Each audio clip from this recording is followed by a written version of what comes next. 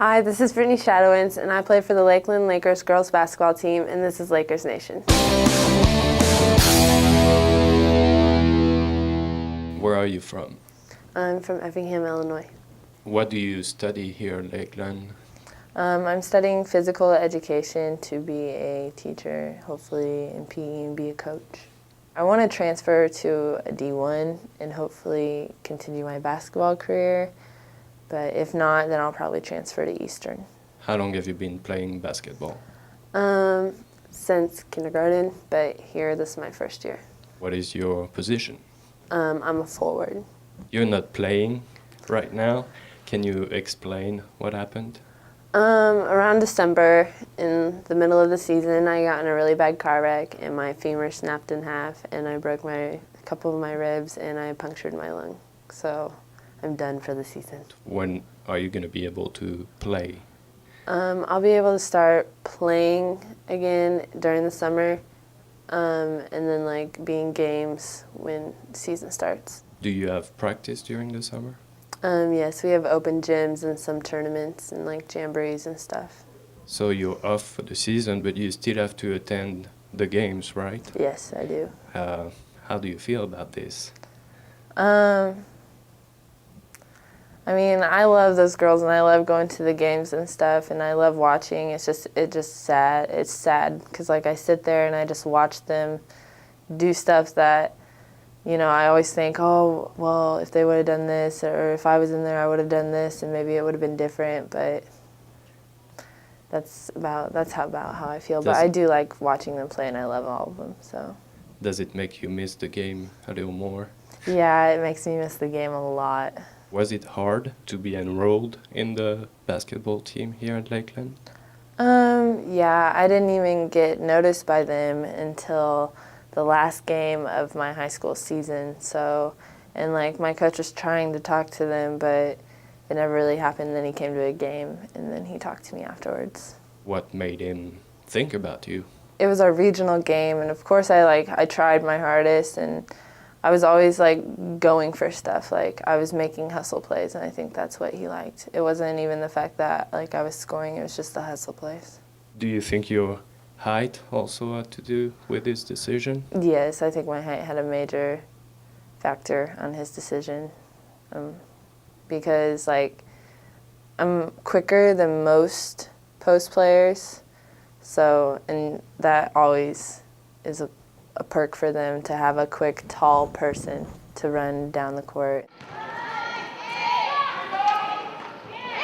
That's a three, Casey Kinsler. Your team had a really long streak of losing, and finally, last week, you won. Can you tell me more about this?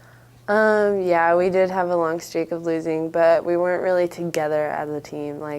We had a lot of issues with individuals and no one would take it up with each other, and so finally we had a meeting before our game and we let it all out and we talked with everyone and we pulled together and we won that game.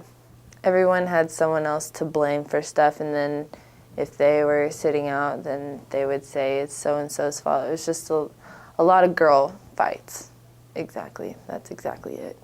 Your coach, Dave Johnson, is pretty vocal during the games. Yes, he is. How is he outside of the games? He doesn't bring his anger from the game onto our personal level or anything, teaching level. He doesn't, if we do something wrong in the game and he's really mad about it at the game, he doesn't bring it back to us and hold grudges. He just helps us, and he's a pretty good coach. He really is. He tries to motivate us, and sometimes we don't listen. He just keeps trying and trying and trying, and that's what he's trying to do. So it doesn't really affect me. It just makes me think of next year, what he's expecting. He turns around and he just tells us what their mistake was, and so it makes me think, okay, so next year if I do this, he's gonna like this, and I'm gonna get a play, and that's how I feel. Coach Nelson, let's have a breakdown of your roster now? You have some old returning players, some new signees. Tell us a little bit about that. The roster is actually pretty exciting. We're returning 6 of our starters from last year, which is a big plus for us. Probably have the most returning starters of anybody in the conference. We're loaded with 5 pitchers, and every one of them is really good. So we feel good about that. A lot of teams struggle with pitching. We have 5 really quality good pitchers. But again, when you look at the team as a whole, it's a veteran group with a really good set of freshmen coming in to help fill out. We have Aubrey Frank coming back, who was our #1 pitcher last year. She was an NCJCA All-American, and she's had a few offers made by Division I schools right now, so she's looking that over. Mallory Brimmer, who was freshman of the year last year, our #1 hitter at 464, and also went 11-0 in her pitching with us last year, is back again. Followed up with Jerry Whitman. We call her the flamethrower. She throws anywhere from 66 to 68 mile an hour, which is up there with any Division I pitcher, and she just signed a full ride scholarship to go to Texas A&M Corpus Christi for next year. So we're excited about her. So we have her coming back. Also joining them, besides Mallory and Aubrey and Jerry, we have freshman All-State pitcher Jen Murray from Normal West, which again, Jen's to be our freshman. It's got a lot of movement to her ball, kind of a junk ball pitcher, low 60 mile an hour thrower, but again, a great pitcher, and her future here is really bright. And then at the very end of the fall season, we had what we call our turkey game, where our team divides up into 2 teams and play each other. And they get to make up the rules, do whatever they want, dress funny, whatever's like that. And they threw a girl named Nikki Ramsey, who I brought in to be a power-hitting left-handed batter, first baseman. And she threw, and we were clocking her at 60-61, and she was striking out our really good batters. So she has now joined the pitching staff as our left-hand batter. So our pitching staff is really strong. Helping the pitchers be our catchers, Tori Purcell, who was an all-region player last year, is coming back again. We have 6'2" catcher from California, Jackie Tromby, who's coming off an ankle injury, but again, looking really good here this last week. She's healing up pretty fast. And then another young lady who is, again, coming off another foot injury. We just got permission to get her back throwing again today, Amber Haynes. So that forms our catching staff to go with the 5 pitchers. And then you just look at the rest of the team. The 2 Rundy twins get a lot of attention. Again, 2 hard-hitting kids, probably at the top of our lineup. Last year, both of them batted over 400. Excited about them. Bree Athey from Casey, Illinois, who just signed a contract to play with Morehead State next year. We have Maria Dust. We call her the bull in the china shop. There's no one as good as Maria at third base. Just chases that ball down and makes those plays and smashing it really hard, just getting after it really good. So we're excited about having Maria here back again next year. She'll be probably starting for us at third base. Freshmen, besides the 3 I just mentioned, we also have Caitlin Teeger, who's coming off a knee injury, but we're hoping to have her back by the first game. Outfielder, hitting the ball really well.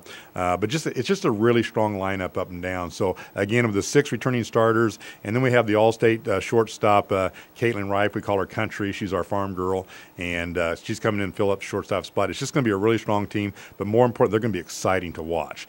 This isn't the bunt and slapping team that a lot of teams are used to seeing. A lot of people are used to seeing in softball. This team's a power hitting team. They get after it, and they get on those bases, and they steal them. And if you want to see some really fun softball, we're going to be a team to watch. Okay, now you mentioned 5 pitchers, and admittedly, I'm used to the baseball, the hardball thing, which would be a starting rotation maybe. But I'm looking for relief pitchers and such, not so much the strategy in the ladies softball. A lot of strategy in pitching and softball. Most teams have that one ace they go to and everything like that. To be honest with you, we're having a hard time figuring out who's #1 on this team. I mean, when you look at what we got, Jerry's throwing really well, just mowing them down. Aubrey's coming back looking as good as she did last year. Our freshman girls are impressive. So spring trip's going to have a lot to do in what we do, but there is a lot of strategy. Having the left-hand thrower like we have with Nikki, she's going to be a changer, so she could be probably coming in a role when someone's getting a tough time, bring in, make a change. Looking at a lefty versus a righty is going to be each pitcher is different. Jerry's a hard thrower. Mallory's the drop ball pitcher. Jen and Aubrey are the curve ball pitchers. So each one offers a little bit different. So we have a big decision on what we're going to do. We'll nail it down to about probably 2 to 3 pitchers who get most of the pitching time. But at the same time, we're still looking at pitchers that can hit as well. So they're going to be, whether they're going to be the leading pitcher or the backup pitcher, the relief pitcher, who knows? But I do know this: are all going to contribute to this team one way or the other, either as a pitcher, a hitter, or a position player. And